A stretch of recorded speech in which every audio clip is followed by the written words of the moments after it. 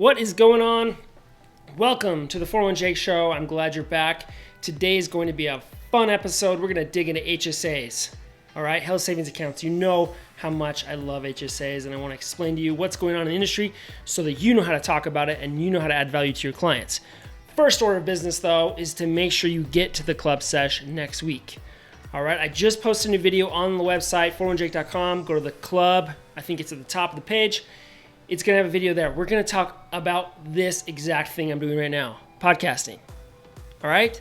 We're going to cover two aspects of it, guest podcasting and making your own podcast. Two different things you can do. You can do both or one or the other, and it's not going to take that much of your time, but the results will be so rewarding if you just follow the guidance that I'll give you. Okay? So I'm going to give it all away for free. Make sure that you know how to leverage podcasting in your business. Let's turn this music down and get the show started, though, okay? Because I am crazy about HSAs, and I want to dive in because there's been some drastic changes, a surprise that I was not expecting, and it's a surprise I'm not happy about. So we're going to dive into this because as a 401k advisor or wholesaler, you need to understand what's going on in the 401k and HSA industry because the two are coming together, all right? And if you don't understand that, this is the episode for you. And you're going to really learn a lot from this. So let's jump right in because what's happened, most companies, right, establish a 401k pretty early on. It becomes the second question that people ask about. Oh, I want my health insurance and I want a 401k. So that's where you come in. And a lot of times the younger, smaller book of business, the hungry advisors come in and take those small plans, get them off the ground. A lot of times, unfortunately, that's a payroll salesperson that has absolutely no idea how to design a plan. No offense to those people. I'm glad you're at least getting a plan in place so people can save. However, as we all know at this point in the game, the 401k is not a one-size-fits-all solution. So where does the HSA fit in this? Where does the HSA tie into 401k? Well, first and foremost, the HSA is more powerful than the 401k. So to hear 401 Jake, the most obsessed 401k person out there, tell you that an HSA is more powerful than a 401k is important for you to understand why. It comes back to tax strategy. Right? If you want to pay less to the IRS, the best account to do that and invest money and grow money is the HSA. No matter if you're the most healthiest person in the whole world and you're never going to see the doctor and you never get sick, your HSA is completely tax-free in and out. It's a Roth, traditional, combined. It is incredibly powerful if you know how to use it. And there's a very, very small percentage of people that have figured this out. Now, the limits on HSAs are very small. As a family, it's $7,100. I think it's like $3,600 for an individual. That's not a lot of money. And if the company sets up the plan and contributes, that goes into that total as well. So a lot of times I would advise a small business to, before they start a 401k, if they reach out to me and I get a hold of them and I can talk about the costs and the benefits of doing a 401k versus starting with an HSA, I think they should start with an HSA and do a match there. Get people investing and saving in their HSA first before they go on the path of designing the 401k. A lot of times that makes a lot more sense, especially if they're going to hire a lot of people. So that's critical to understand. And when I talk about HSAs being a part of the 401k, this is where you need to come in and understand and ask the right questions. I hope that at this point you're asking early on in a new prospect meeting. Someone reaches out, you find out who their payroll provider is. That's the biggest pain point where the most mistakes are going to happen. If you're not working on 360 integrations and training those people in the payroll department right off the bat with your 401k record keeper, you're going to have a lot of problems. That is critical. Now, the other aspect of that is tying in the HSA. And the way that you can add a lot of value is helping the participants understand the two accounts and how they work together. And how they're very similar in a lot of ways, but they're different in very important ways as far as how you pull that money out of the HSA. So you may have heard of the shoebox method, right? That's the most extreme. There's a spectrum of people of how they invest and use their HSAs, and they've really figured out the system. The shoebox method is you can basically fund an HSA while you're on an HSA plan or an HSA eligible plan with a higher deductible. And when you're funding it, you can invest that money. Now, there are some providers or custodians, whatever term you want to use, that have a threshold. Let me tell you about that threshold. Most of them are around $1,000 to $2,000 where they make you keep that in cash. That's to cover anything that you're going to do with your HSA card and your medical expenses or the pharmacy or whatever. They want to keep that in cash. But the other side of that you don't know behind the scenes is they're making money on that cash. There's still a spread that custodian makes on you seeing cash. So they're figuring out their pricing, much like a fixed account or a stable value account inside of a 401k plan. Same idea. They're able to lower their admin costs per person fee or whatever they've got because they have a cash requirement. Now, let me pause. Let me go back to the shoebox method. Now, the shoebox method is where you're funding that HSA. You're paying out of pocket, not using the HSA money. I've got my card right here. Cover up my numbers. We're going to talk about Lively. This is my Lively card. There you go. You can see some of it, but it's pink. I think they have blue ones now. You're using out of pocket. So you take your credit card, not HSA, and you would pay for your medical bills out of pocket and continually fund in your HSA every year and blow that account up and make it big. Then you keep every single expense, receipt, everything that you've used on medical expenses for as long as you want, and there's no time limit. You can reimburse yourself down the road from money in that HSA that's been invested for 10, 20, 30, I don't know how many years, and reimburse yourself for that expense back in the past. Okay? And there's no tax. All right? That makes sense? So the shoebox is you fill that box up with receipts. Now with technology, you can scan into your phone. You should do that. That's the most extreme. I'd say most people are not doing that. Most people they like to fund the HSA and they like to spend out of the HSA. It just becomes this kind of account just for medical stuff, which is cool, which helps some people transition from a lower deductible plan to a higher deductible plan where they're paying everything out of pocket for the first few $1,000s. Okay, so let's talk about vendors and what's going on in the marketplace. Now, as a 401k advisor, you work very specifically with 4 different fees. You're the advisor, you've got your record keeper, your administrator, and your funds. In the HSA world, you really don't have the separation of record keeper and administrator. It's kind of all in one. The big players out there obviously are HSA Bank, Health Equity. There's a huge list. One of the best places and resources I'll tell you to turn to is HSA, the HSA report card. And the reason I tell you that one and not HSA search is based on who owns it. We're going to dive into that. And your mind's going to be blown in a second. But HSA, the HSA report card is done and I guess monitored and all the content is put together by a person named No Padilla. And I can't find this person. I don't know who they are. They're not on LinkedIn. If you know No, I would love to have a conversation with No. I would love to pull this person onto the podcast and talk about it because they've done a fantastic job of putting together some of the most amazing information that's real time, that's been very kept up, very up to date about every single HSA platform out there. Really awesome work. Huge shout out to No and the work you're doing. It's amazing. If you know No, tell me, connect me. I want to meet this person.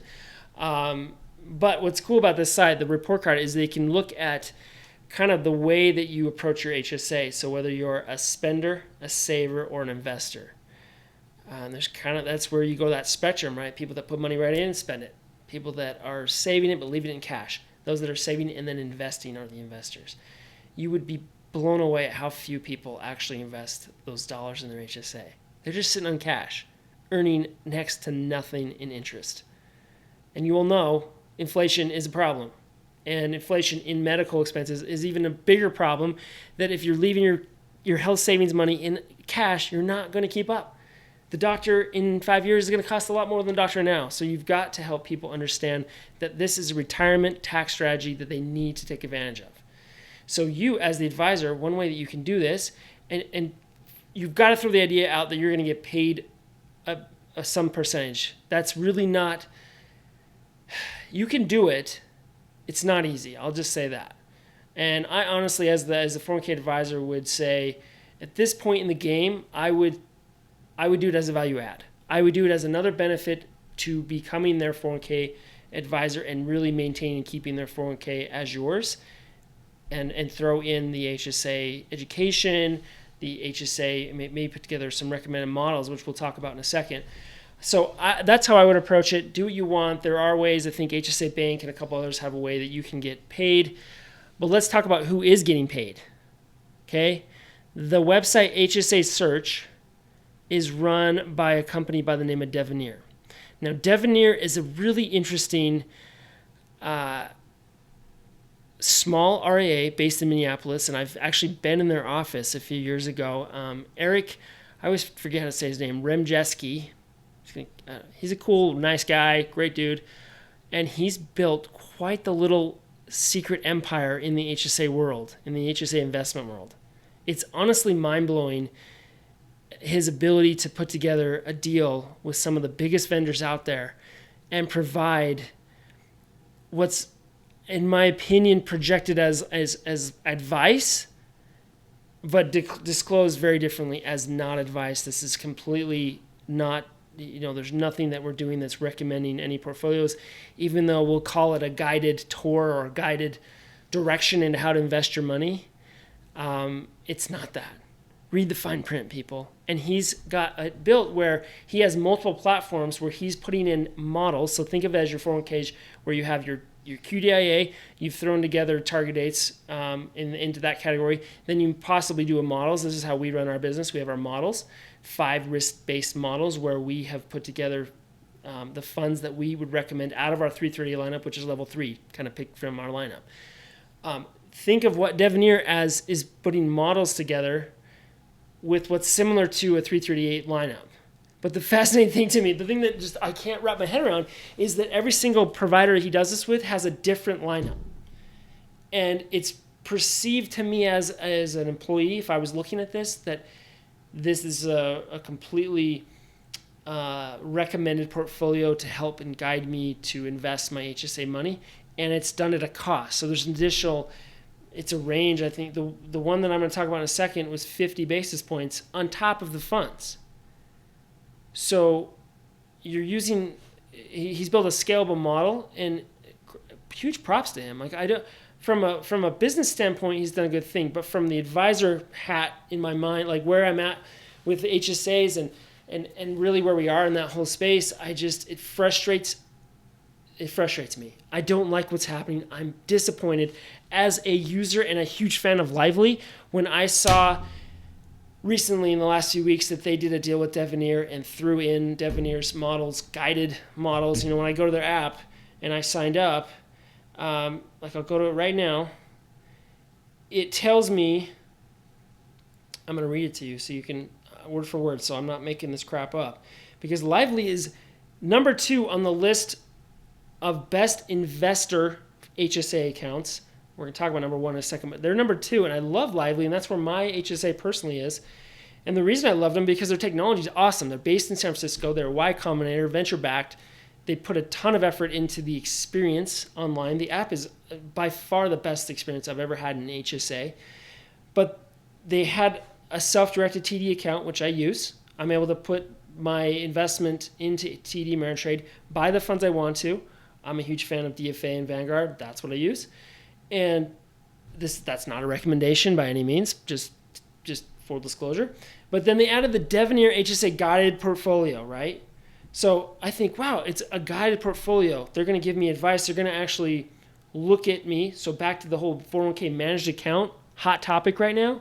This is what's happening in the HSAs. Unfortunately, when you dive into the actual guided account, and I'm pulling it up right now,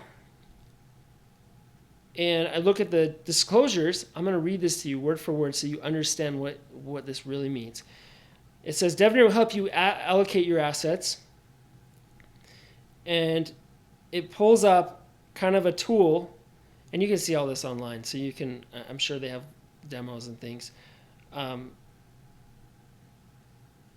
It tells you, oh, I already passed it. Tells you that this is not advice. I'm already past it. Shoot, I missed the disclosures. Anyway, it says this is a self-directed portfolio. This is not advice. So they've used the term guided, but it's not advice, and they're charging me 50 basis points to throw me into a tool to give me an allocation.